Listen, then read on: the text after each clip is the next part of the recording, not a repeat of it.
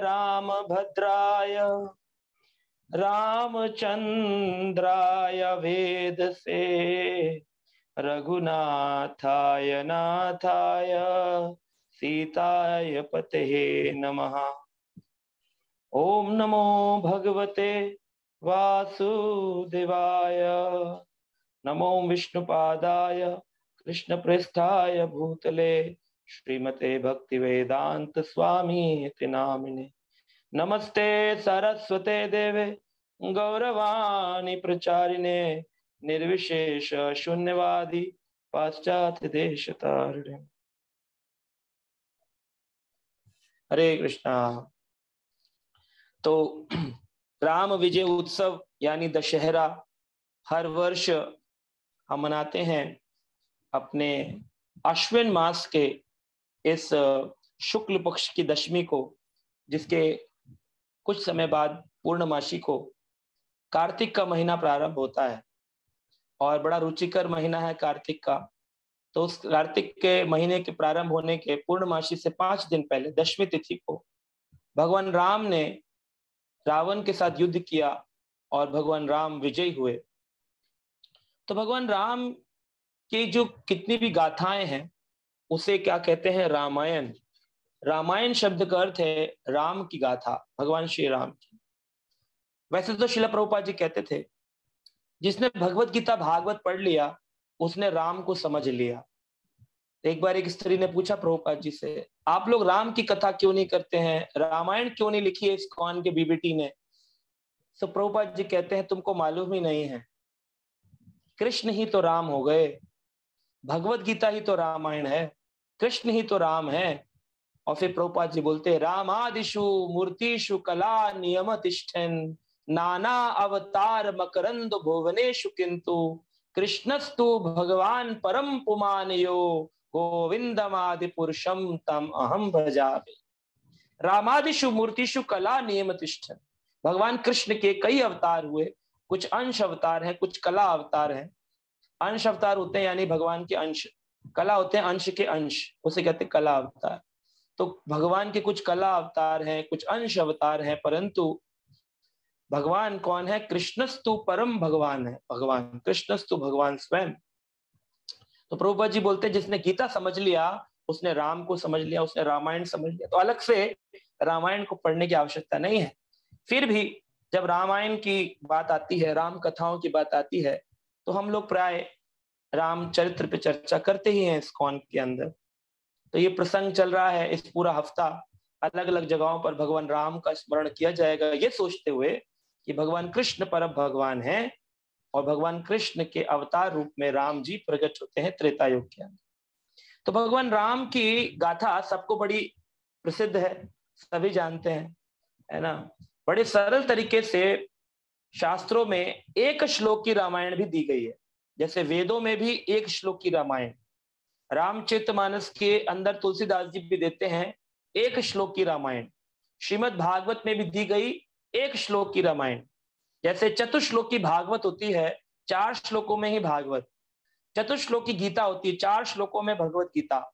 ऐसे ही एक श्लोक में पूरी रामायण को अगर बोलना हो तो क्या बोलेंगे? तो कहते हैं ऋग्वेद के अंदर ये श्लोक आता है जिसमें एक श्लोक में ही पूरी रामायण का वर्णन है।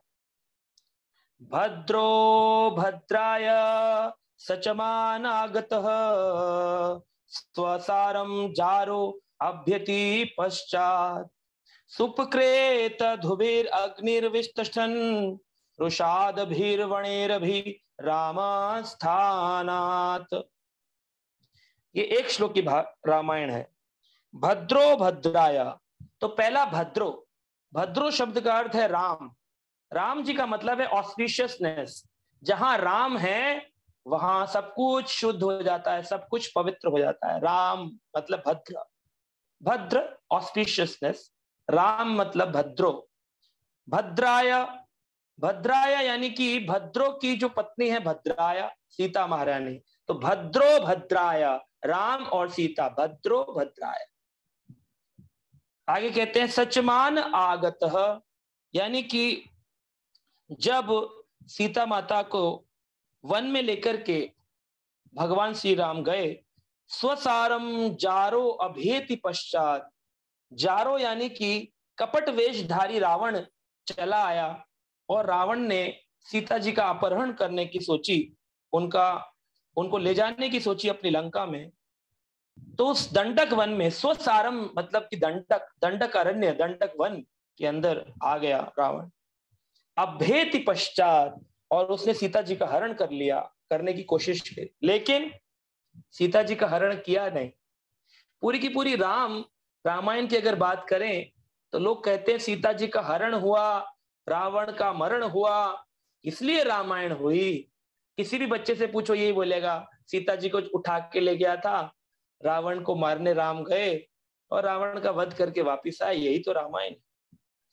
लेकिन ये श्लोक बोलता है ऋग्वेद का, सुप्पकेतेर धुभिर अग्निर वितिष्ठन, यानी कि सीता जी जो थी वो तो कभी रावण के द्वारा स्पर्श भी नहीं हुई, अग्निदेव के द्वारा सुरक्षित रही। श्रीमती सीता ठाकुरानी, सीता महारानी थी, उन्हें कुटिया के अंदर छोड़ करके भगवान श्री राम चले गए थे वन में, और कुटिया के अंदर अग्निदेव को बुला करके उनके हाथ में दे दिए, बोले आप इनकी रक्षा करना।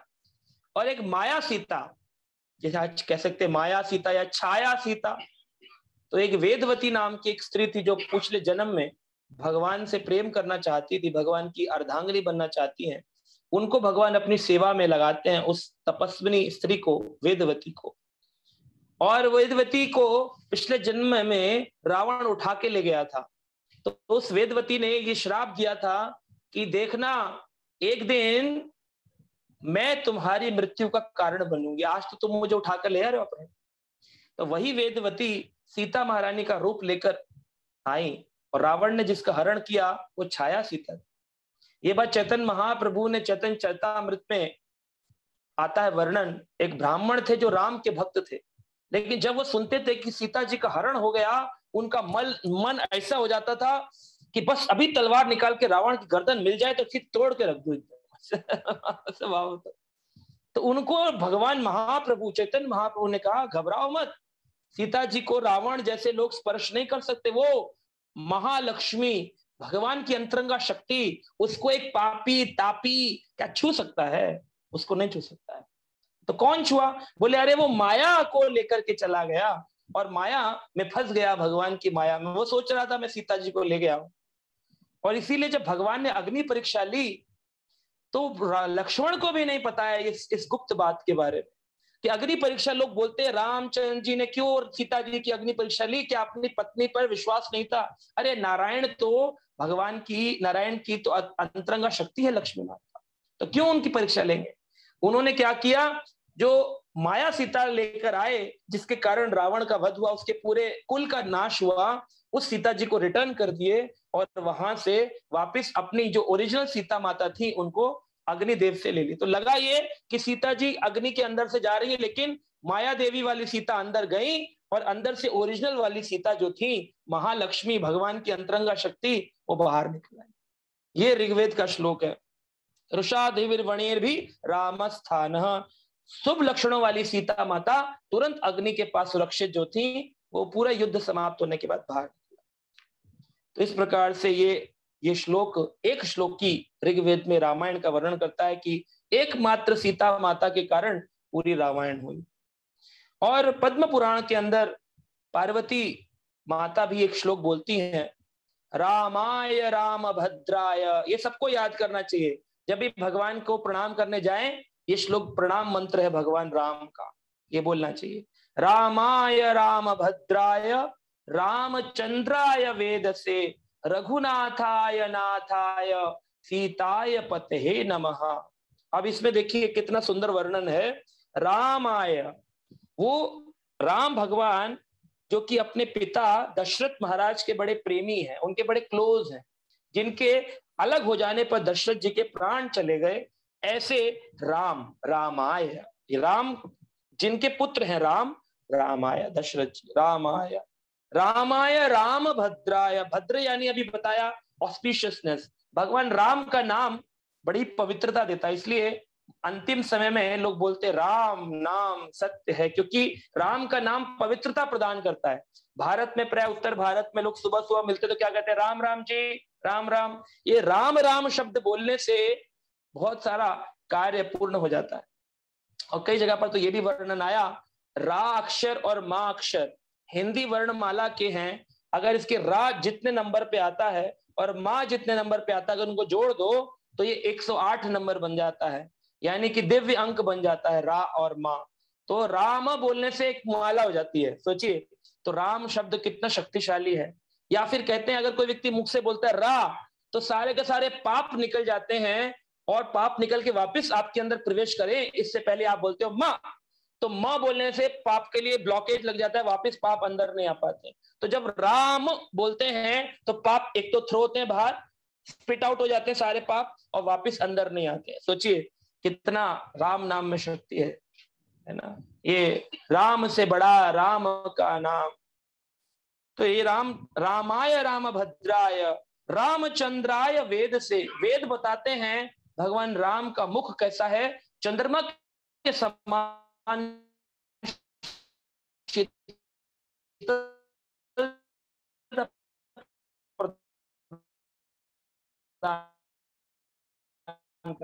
पूरा। जैसे ही राम, भगवान राम की, उनको देखते ही, शिव को देख के लीलाएं याद आती हैं। हम बड़े मर्यादा पुरुषोत्तम, एकदम मर्यादाओं में रहते, देखकर शांति का अनुभव। और कैसे हैं, रघुनाथाय नाथाय, रघुकुल, रघुकुल वंश के हैं, रघुनाथाय, रघुकुल के नाथ हैं, रघुकुल के लोगों के द्वारा पूजनीय भगवान। नाथाय, सभी संसार के लोगों के स्वामी हैं। नाथ यानी कि राम। अगर राम ना हो किसी के जीवन में तो वो अनाथ है, और राम है तो वो सनाथ है। लोग बोलते हैं ना हम अनाथ आश्रम में जाते हैं, तो प्रभुपाद जी के भक्त बताते हैं इस्कॉन सबसे बड़ा अनाथ आश्रम। अनाथ आश्रम क्या करता है, संसार के लोगों को उनके माता पिता प्रदान करता है। तो हमारा इस्कॉन क्या करता है, अनेकों अनाथ लोग हैं जिनके अपने परिवारों में नहीं बन रही है, किसी से नहीं बन रही है, मन लगता है मैं अकेला हूं, मैं अकेला हूं, उस अनाथ को सनाथ बनाते हैं। क्या देकर, गोपीनाथ देकर के, उनको जगन्नाथ देकर के, जगत के नाथ देकर के सनाथ बना देते हैं, अनाथ को सनाथ बनाते हैं। तो ऐसे नाथ सुग्रीव के, हनुमान के, जामवंत के नाथ है भगवान राम। सीताय पते नमः, ऐसे सीता ठकुरानी के, सीता महारानी के पति। तो जो मिथिला के जो लोग हैं, जो जनकपुर के लोग हैं, उनको वो लोग प्रणाम करते हैं, सीताय पते, सीतापति आपको प्रणाम है। राम जी को राम नहीं बोलते हैं, दामाद का नाम नहीं लेते हैं। मिथिला के लोग क्या कहते हैं, सीतापति।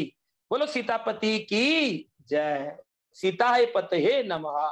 तो इस तरह से ये है, रामाय राम भद्राय रामचंद्राय, वेद से रघुनाथाय नाथाय सीताय पते नमः। तो ये पद्म पुराण का श्लोक पार्वती जी के द्वारा बोला। और तुलसीदास जी ने भी एक श्लोक की रामायण बोली। तो हम लोग जब छोटे हुआ करते थे, हमारे घर में, हमारे प्राय उत्तर भारत में ये सिखाया जाता था बचपन में, एक श्लोक की रामायण, कि बेटा कुछ काम करो ना करो, एक श्लोक बोल दो, इससे पूरी रामायण का फल मिल जाएगा। तो एक श्लोक की रामायण होती थी। वो कैसे बोलते थे, एक श्लोक की रामायण तुलसीदास जी की है। आदो राम तपोवनादि गमनम हत्वा मृग कांचनम वेद ही हरणम जटायु मरणम सुग्रीवा संभाषणम बाली निग्रहम समुद्र तरणम लंकापुरी दहनम पश्चात रावण कुंभकर्ण हननम एतद्वी रामायणम। एक श्लोक बोल दो, इसलिए पूरी रामायण हो जाती है। क्या है, सबसे पहले आदो राम, आदो यानी कि प्रारंभ में, आदि अनादि बोलते, आदो, आदो राम तपो, तपस्या करने के लिए कहाँ गए, वन आदि गमनम, वनों के अंदर गए। भगवान राम को जब कैकेयी के द्वारा, दशरथ के द्वारा वनवास प्राप्त हुआ 14 वर्षों का, तो आदो राम तपो वनादि गमनम, तपस्या करने के लिए वनों में गए। मृग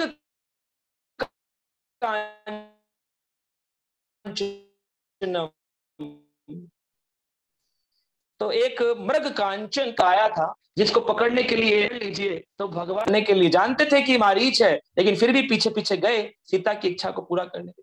और हत्वा मृग कांचनम वेद ही हरणम, सीता जी का नाम है वेदही, क्योंकि वेदही राज जनक राजा की पुत्री है वेदही। वेदही क्यों कहते हैं? क्योंकि जनक राजा ने अपनी देह के मान को भूल करके भगवान की सेवा करी, तो अपने अपने शरीर को भूल गए थे, देह के परे चले गए, इसलिए उनका नाम था वेदेह और उनकी पुत्री थी वेदही। वेदही हरणम, सीता जी का हरण हुआ। आगे जटायु मरणम, जब लेकर के रावण उड़ रहा था तो जटायु ने रोकने की कोशिश करी तो रावण ने उनके पंख काट दिए, है ना, पंख काट दिए। तो वेद ही हरणम जटायु मरणम। सुग्रीव संभाषणम, सुग्रीव के पास जाकर संभाषण किया, अजी बताइए मेरी पत्नी को किसी ने देखा? तो फिर सुग्रीव ने हनुमान के बारे में बताया, फिर हनुमान जी गए लंका के बारे में पता लगा के आए, और फिर सुग्रीव ने कहा मेरा एक काम कर दीजिए, बाली ने मेरी पत्नी को छीन लिया है। बाली निग्रणम, बाली को वध किया भगवान।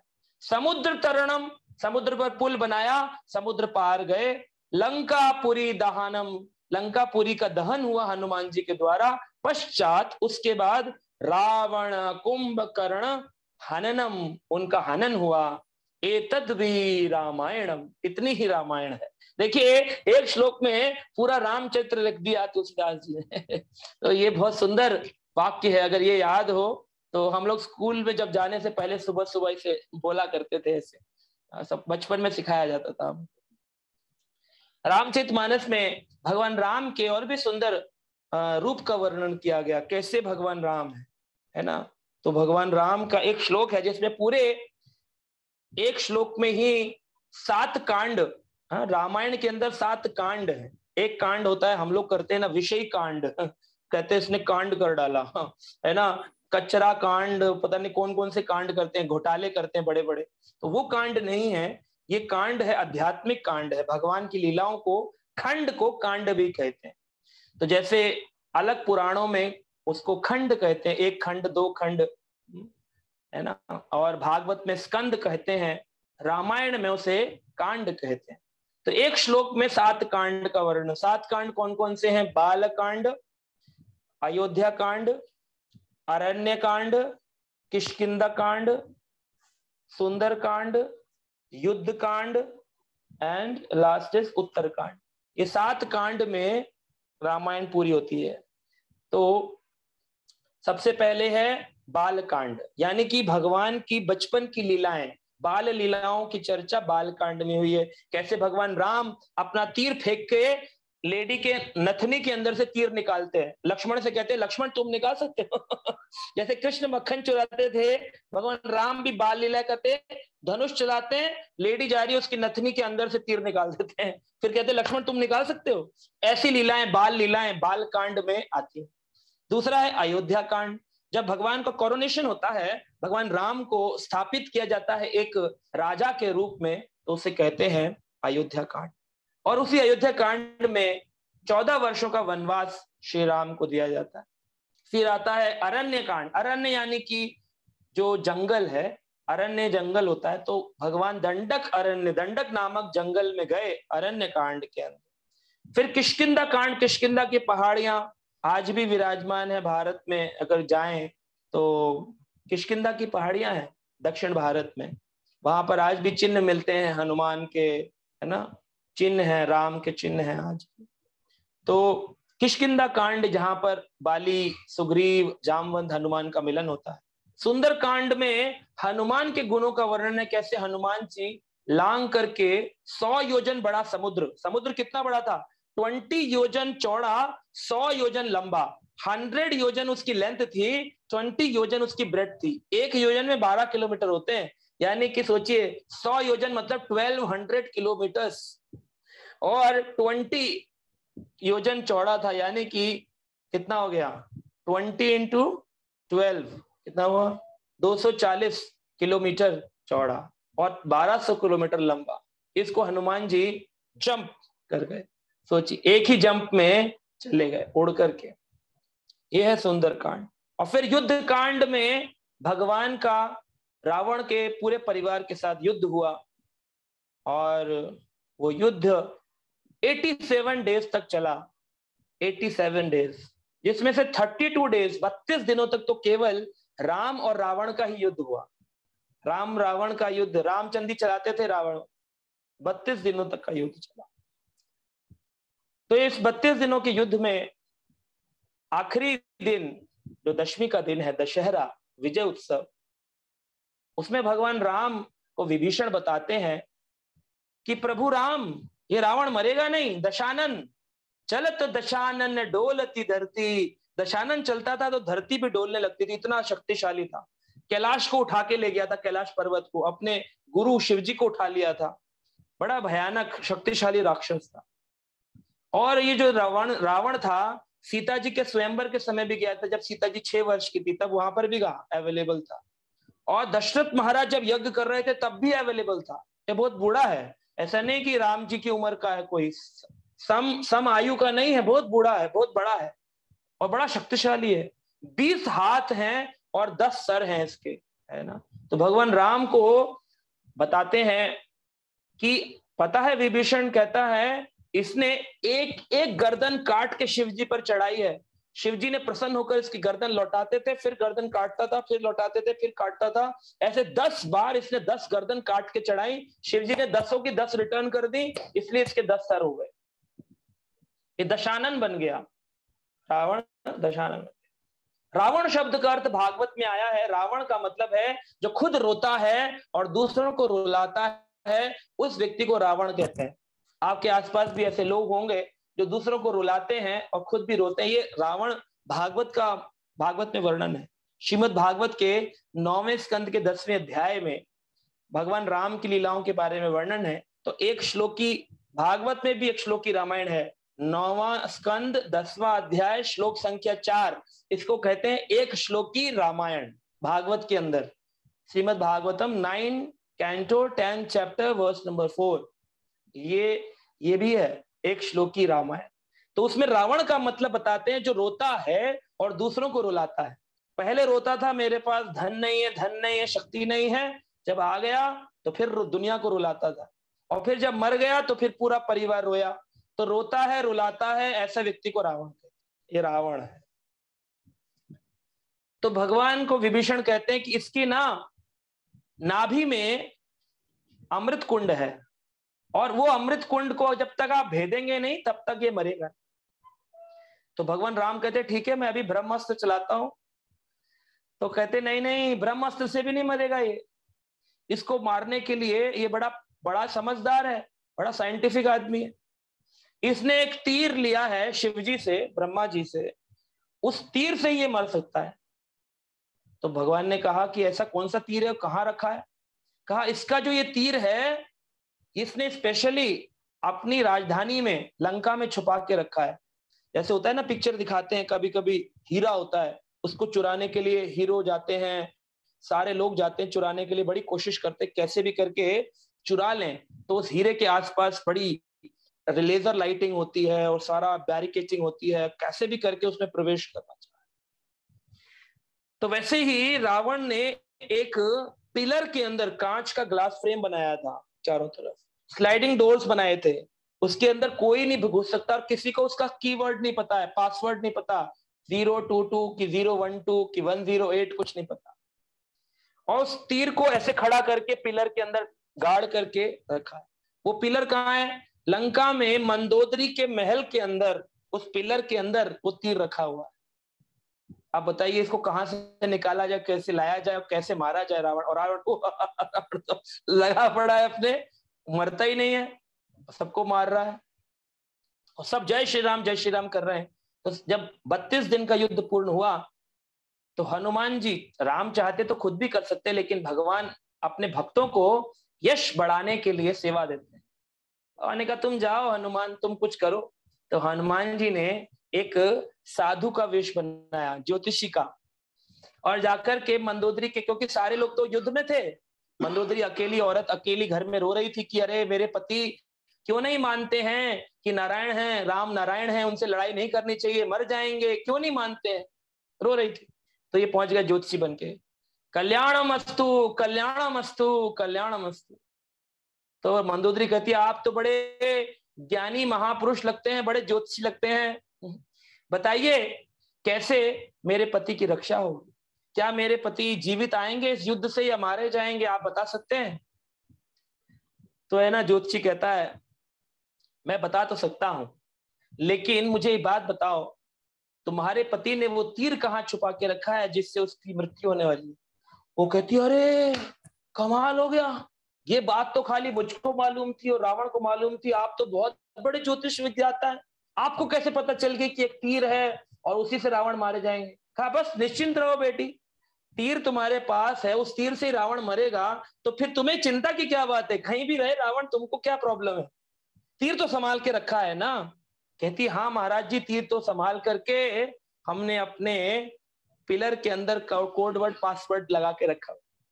तो हनुमान कहते फिर भी एक बार चेक कर लो, ये राम के साथ जितने वानर आए ना, ये बड़े चालू हैं, बड़े शक्तिशाली हैं, कोई भी मायावी शक्ति के द्वारा तुम्हारे उस तीर को तुमसे छीन सकते हैं। तो मंदोदरी कहती है सच में महाराज, और उनकी भाव में बह जाती है और हनुमान जी को लेकर जाती है, कहती है आइए आइए महाराज, मैं दिखाती हूँ, यथा रूप छुपा के रखा है। कहा दिखाओ।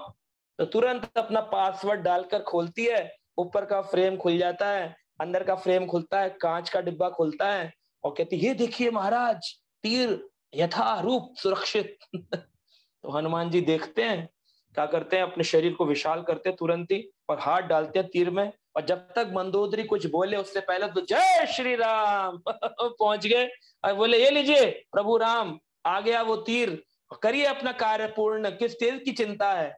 तो भगवान राम ने 31 बाण 31 एरोज चलाए, 10 बाण से 10 सर काटे, 20 बाणों से 20 हाथ काटे, और आखिरी के बाण से जो हनुमान जी लेके आए थे उसकी नाभि कुंड, कुछ लोग कहते हृदय में कुंड था, कुछ आचार्य कहते नाभि में कुंड था, जो भी हो, हृदय कुंड हो या नाभि कुंड हो, उसका हनन कर दिया रावण का, और रावण जय श्री राम जय श्री राम जय श्री राम। तो ये युद्ध कांड में भगवान राम का विजय उत्सव मनाया जाता है, जिसे लोग दशहरा दशहरा कहते। दशहरा शब्द का अर्थ है जो 10 का हनन करने को, हैरा मतलब हनन, 10 यानी 10 सर वाले रावण का हनन।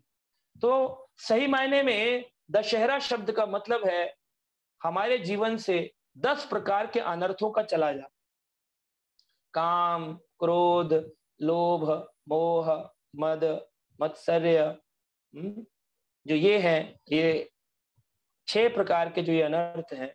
और मन में जो विचार हैं, गलत विचार, बुद्धि जो हमारी शुद्ध नहीं, अहंकार, ये हमारे अंदर केंद्रित है, मन बुद्धि अहंकार रूपी हमारे अंदर है, और 3 गुण ये जो हमें बांध के रखे, ये 10 चीजें हमें नाश करी, वही दशहरा है। इतना प्रभु का नाम लो दशहरे के दिन, इतना नाम लो कि ये 10 चीजें हमारे हृदय से नष्ट हो जाए, अंदर बैठा रावण नष्ट हो जाए, इसी को दशहरा कहते हैं, इसी को कहते हैं 10 हरा। राम विजय का मतलब है हृदय में बैठे काम क्रोध रूपी रावण का वध करो, उसके 10 सर का हनन करके राम को स्थापित करो, यही है दशहरा, राम विजय उत्सव।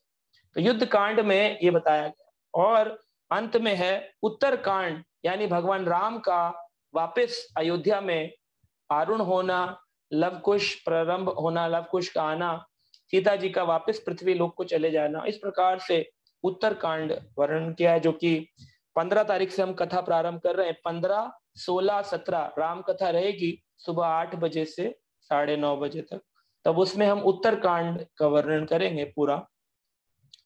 तो इस रामचरितमानस की एक श्लोक की रामायण में भगवान राम का वर्णन है, और उसमें ये उस श्लोक में 7 कांड कवर किए जाते हैं। अद्भुत क्या है, नीलांबुज श्यामलम कोमलांगम सीता समरोपित वाम भागम पाणो महासायक चारु चापम नमामि रामम रघुवंशनाथम। तो ये जो श्लोक है, नीलांबुज श्यामल कोमलंगम, नीलांबुज श्यामल, भगवान का रंग कैसा है, कोमल एक कमल के समान भगवान का शरीर है, एकदम सॉफ्ट, आंखें कमल की पंखुड़ियों के समान, शरीर का रंग नीली कमल की पंखुड़ियों के समान, है ना। वैसे भगवान के बारे में बताते हैं, भगवान राम का रंग कैसा है, दुर्भा श्यामलम। दुर्भा घास होती है, दुर्भा घास यज्ञ में यूज की जाती है, ग्रीन कलर की दुर्भा घास, दुर्भा श्यामलम, श्याम रंग के साथ ग्रीन कलर मिला हुआ है, इसलिए हरित वर्णित श्री राम, राम का रंग ओरिजिनल कलर हरा रंग है, ग्रीन कलर है भगवान का। लेकिन फिर भी क्योंकि वो कृष्ण भगवान के अवतार है, इसलिए उनको श्यामल भी कह सकते हैं। नीलांब भुज श्यामल कोमल अंगम, आंबुज यानी कि कमल के पुष्प के समान नीला रंग, सॉफ्ट कलर है भगवान का, सॉफ्ट शरीर है भगवान का। सीता समरो पितवाम भागम, सीता महारानी उनके वाम भाग में बैठी हुई है, लेफ्ट साइड में, है ना। और पाणो महासायक चारु चापम, हाथ में पाणो, पाण यानी कि हाथ में, महासायक भगवान का, चारु चापम एक धनुष धारण किया है भगवान, उस धनुष का नाम है कोदंड।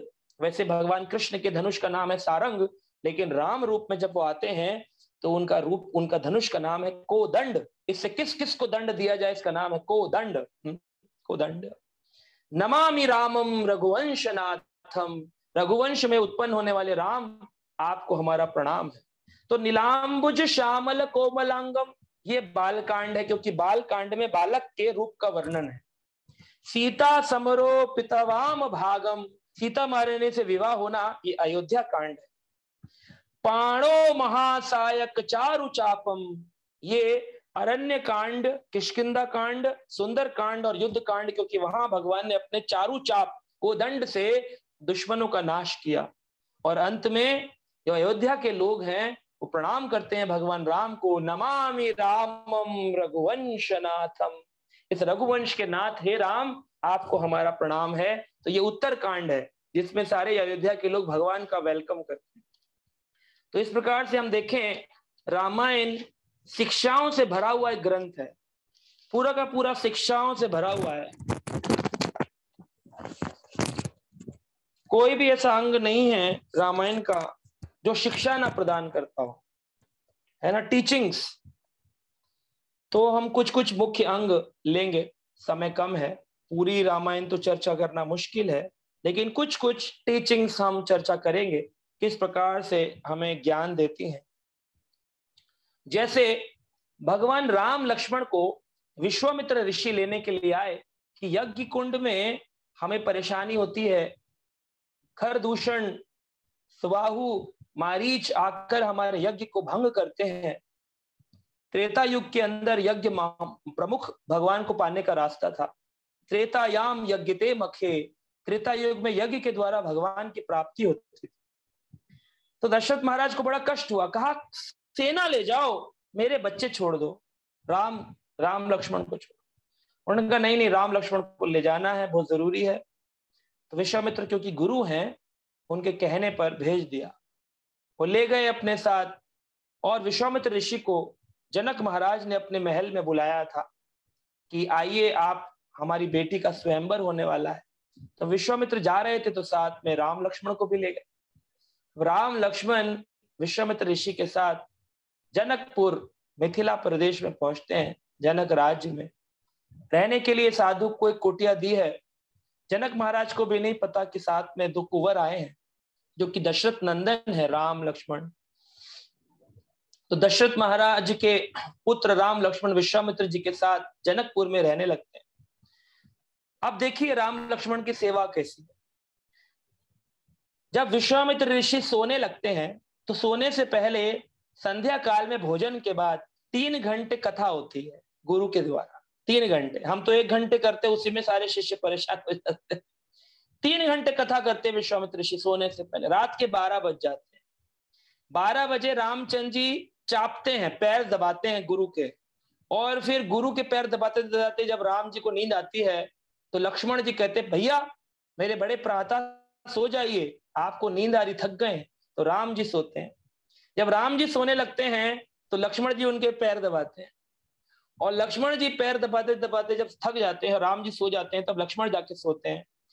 इससे पहले कि राम जी की नींद पूरी हो और राम जी उठ जाएं, राम जी को चिंता है कि मुझे जल्दी उठना है, क्योंकि इससे पहले कि गुरु जी उठ जाएं, मुझे उठना है। तो गुरु जी के उठने से पहले राम जी उठेंगे, राम जी के उठने से पहले लक्ष्मण जी उठेंगे। गुरु जी कब उठेंगे? भगवान के उठने से पहले, यानी कि 4:30 बजे मंगल आरती होती है, तो गुरु जी उठेंगे 3:30 बजे। 3:30 बजे गुरु जी उठेंगे तो राम जी उठेंगे 3 बजे, 2:45 बजे। और इससे पहले कि राम जी उठे 2:45 बजे, उससे पहले लक्ष्मण जी उठेंगे, यानी कि 2 बजे, 2:15 बजे। भगवान गुरु जी कब सोए थे? 12 बजे। राम जी कब सोए? 1 बजे। लक्ष्मण जी कब सोए? 2 बजे। उठे कब? 2 बजे। तो सोए कब? सोते नहीं थे। लक्ष्मण जी सोते ही नहीं थे, है ना। निद्रा के ऊपर विजय प्राप्त की थी, लक्ष्मण जी सोते नहीं थे। कुछ देर के लिए आंख झपकाई तो झपकाई, वरना कोई सोते नहीं। तो इस प्रकार से हम देख सकते हैं लक्ष्मण जी ने सिखाया है किस प्रकार भाई की, गुरु की, बड़े भाई की सेवा करनी चाहिए। अपनी सारे सुख को भूल करके गुरु की सेवा करनी चाहिए। ये भाव लक्ष्मण के द्वारा, राम जी के द्वारा हमें प्राप्त होता है कि गुरु की सेवा कैसे। और सुबह उठ करके जल लेने जाते हैं। हमारे यहाँ की तरह मोटर नहीं चलाते, बटन दबा के मोटर से पानी भर दिया। कुएं पे जाते जल लेने, गुरु जी का स्वच्छ जल से पानी से नहाएंगे। फिर भगवान राम लक्ष्मण जाते हैं पुष्प चुनने, कह रहे क्योंकि गुरु जी अभी सेवा करेंगे ठाकुर जी की, तो पहले जाओ पुष्प चुनने। तो देखिए जब पुष्प चुनने जाते हैं पुष्प वाटिका में, तो उनकी दृष्टि पड़ती है सीता महारानी पे। तो राम जी पहले सीता जी को देखते हैं, और कुछ काल तक देखने के बाद फिर सीता जी राम जी को देखते हैं, क्योंकि भगवान राम तो नारायण है, उनको अपनी अधिष्ठात्री अंतरंगा शक्ति लक्ष्मी माता सीता का दर्शन हो रहा है, और लक्ष्मी जी भी फिर बाद में राम जी को दर्शन करते हैं। तो आचार्य कहते हैं सीता महारानी भक्ति का प्रतीक है। भक्ति जो हमारे जीवन में है उसका प्रतीक है सीता महारानी। मेरी आवाज नहीं आ रही है? कुछ लोग मैसेज भेज रहे हैं, वॉइस इज नॉट ऑडिबल। नहीं प्रभु वॉइस जी, इज ऑडिबल? नो प्रभु जी, परफेक्ट है वॉइस एकदम। Okay okay okay. तो यहाँ पर हम देखते हैं राम जी भगवान होकर के सीता महारानी को देखते हैं, और सीता महारानी जो है वो बाद में राम जी को देखती है। यानी कि प्रभु पहले हमारे को भक्ति को देखते हैं, और भक्ति फिर बाद में भगवान को देखती है। यानी कि जब प्रारंभिक अवस्था होती है, जब तक हमारे अपराध शून्यता ना हो जाए, तब तक हम भगवान को देखने के लायक नहीं बनते हैं। भगवान की कृपा होती है। ब्रह्मांड भ्रमित कौन भाग्यवान जीव, गुरु कृष्ण कृपा पावे भक्ति लता बीज। तो भक्ति का बीज गुरु की कृपा से, कृष्ण कृपा से मिलता है। भक्ति प्रगति करती है, आदो श्रद्धा साधु संग भजन क्रिया अनर्थ निवृत्ति। यहां तक कृष्ण हमको देख रहे होते हैं, लेकिन जब निष्ठा पर जाते हैं तब फिर भक्ति भगवान को देखती है, भक्त भगवान को देखता है। तो फिर निष्ठा, रुचि, आसक्ति, भाव, प्रेम, इस स्तर पर फिर भक्ति भगवान को देखती है। लेकिन अनर्थ निवृत्ति इतनी सरल नहीं, इसलिए राम जी ने पहले कुछ देर सीता को देखा, और फिर सीता माता ने बाद में राम जी को देखा। तो इसके पीछे ये आचार्यों ने बताया कि क्यों पहले उन्होंने देखा, बाद में उन्होंने क्यों देखा। अंदर जाते हैं तो सीता माता जी का एक धनुष रखा है, जो कि शिव जी के द्वारा दिया गया है, और उसको सीता महारानी एक दिन पोछा लगा रही थी घर में, और क्लीनिंग करते करते एक हाथ से उठाकर धनुष को नीचे पोछा लगा के वापिस रख दी। दशरथ जी सोचने लग गए इस धनुष को उठाने के लिए 400 लोगों की जरूरत पड़ती है, इसको रथ पे रखने के लिए 300 लोग उठाकर रथ पर रखते हैं, इसको मेरी पुत्री एक 6 वर्ष की कन्या ने ऐसे उठा लिया और नीचे पोछा लगा दिया। एक दिन सीता जी के मित्र मंडली पेड़ों से फल तोड़ रही थी, तो सीता की सहेलियां कहती है, सीता कोई लंबी सी डंडी मिलेगी फल तोड़ने के लिए। सीता जी अंदर गई, शिव जी का धनुष उठा लाए, ला करके एक हाथ से फल तोड़ रहे। सोचो, एक किनारे से पकड़कर पूरा धनुष हिला रही है। तो ऐसी जो सीता थी, उनके लिए दशरथ ने कहा स्वयंवर होना चाहिए, इसके सुयोग्य वर आना चाहिए। तो सुयोग्य वर कहां से आएगा? तो उन्होंने स्वयंवर रचा, सारे ब्रह्मांड के राजाओं को बुलाया, यहां तक कि रावण भी है, सब लोगों को बुलाया, लेकिन कोई भी उस चाप को, शिव चाप को, शिव धनुष को उठा ना पाया। क्यों नहीं उठा पाए? क्योंकि जो धनुष है ये अहंकार का प्रतीक है। जो अहंकार होता है वो व्यक्ति को भगवान से मिलने नहीं देता है। सीता जी भक्ति है, राम भगवान है, धनुष अहंकार है। अगर धनुष उठ जाएगा तो भक्ति मिल जाएगी। अहंकार नष्ट होता है तभी भक्ति मिलती है, जब तक अहंकार नष्ट नहीं होगा भक्ति मिलने वाली नहीं है। जब तक आपकी ईगो आप लेके चलेंगे, ego is a small word, EGO, but it is very difficult to go, ये जाती है। भक्ति में रहने से पहले हमें समाज में भौतिकता का ईगो होता है, भक्ति में आने के बाद भी भक्तों को अपनी सीनियरिटी का ईगो हो जाता है। मैं सीनियर हूं, मैं जूनियर हूं, मैं ऐसा हूं, मैं वैसा हूं, मुझे ये मेरा वो। कहीं ना कहीं हम ट्रैप में रहते हैं माया के, है ना। तो हमारी जो सोसाइटी है क्या शिक्षा देती है? दास दास दास अनुदास। जितना नीचे जाएंगे उतना ऊंचा भगवान की नजर में बढ़ता है व्यक्ति। गोपिर भरतयोर पद कमलयोर दास दास दास दास अनुदास। तो सीता महारानी देख रही है कि कोई भी उठा नहीं पा रहा, सारे राजा विफल हो रहे हैं। और कारण क्या देते हैं? कहते हैं, कारण देते हैं कि अरे अरे ये ना मेरे उंगली अंदर नहीं जा रही है धनुष उठाने के लिए उंगली अंदर नहीं जाती है धनुष उठाने, जगह कम थी ना, जगह कम थी। कोई कहता है कि नहीं नहीं ये ज्यादा वजन हो गया है, कोई कहता हमने ज्यादा भोजन कर लिया इसलिए उठता नहीं। कई विशेष कारण दिए, लेकिन कोई भी उस धनुष को हिला भी ना पाया, क्योंकि तो अहंकार है। अहंकार वर्ण कर लेता है भक्ति का। जिसमें भी अहंकार होगा, अहंकार वर्ण कर लेगा भक्ति का, भक्ति हो नहीं पाएगी उस व्यक्ति से। तो इस प्रकार से भगवान राम लक्ष्मण बैठे बैठे देख रहे, हंस रहे, मुस्कुरा रहे। जनक जी चिल्ला पड़ते हैं, क्या इस अयोध्या, इस मिथिला की इस नगरी में आज एक भी वीर नहीं? इन 10,000 राजाओं में क्या हमारी पृथ्वी वीर विहीन हो गई है? क्या वीर विहीन हो गई है?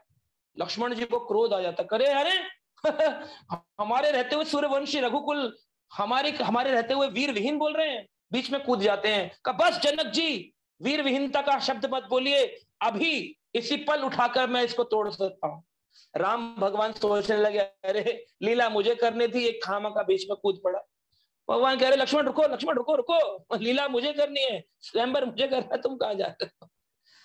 तो राम भगवान आते हैं और आकर के उस धनुष को उठाते हैं, और उठाते ही नहीं है, उसके मध्य भाग से उसका भंजन कर देते, तोड़ डालते हैं, यानी कि अहंकार को नष्ट कर देते हैं। तब सीता महारानी उनके गले में माला डालती है। यानी भगवान को भक्ति, हमारी भक्ति भगवान से कब मिलेगी? जब ईगो का, अहंकार का भंजन हो जाएगा, टूट जाएगा मध्य भाग से।